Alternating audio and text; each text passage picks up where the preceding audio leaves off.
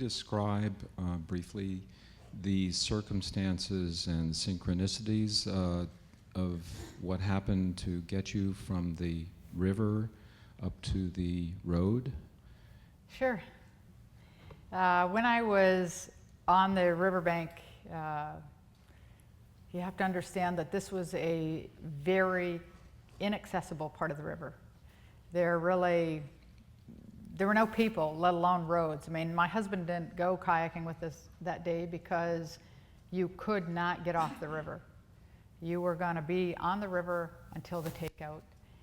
And so when I regained consciousness in my body, I will never ever forget the look on the faces of these guys that were doing CPR, because it was this combination of excitement and shock, because even though we all think CPR works, it doesn't usually work.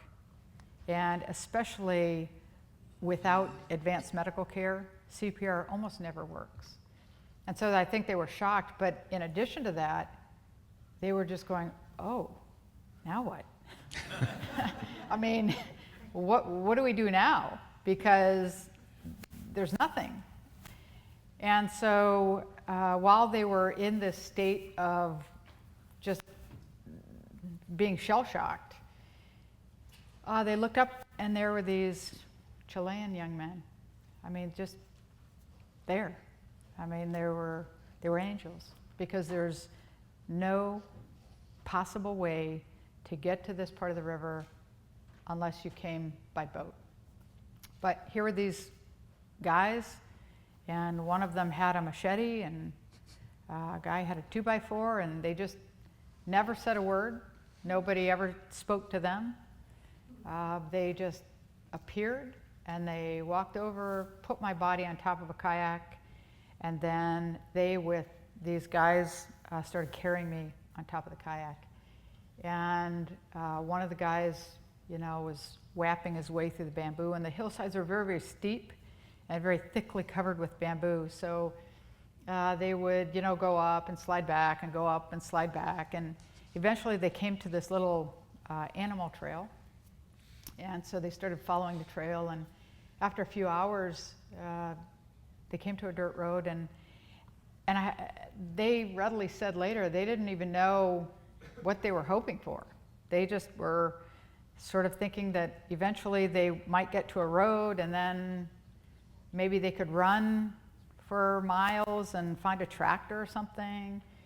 I mean, southern Chile in 1999 doesn't have medical care. I mean, it doesn't have that sort of thing. And so eventually they popped out onto a dirt road, and right there was an ambulance. I mean, even now, Santiago has ambulances. Where we were does not have ambulances. And the ambulance was there. And same thing, the driver never said anything. Nobody said anything to the driver. But he just got out, loaded me in, took off.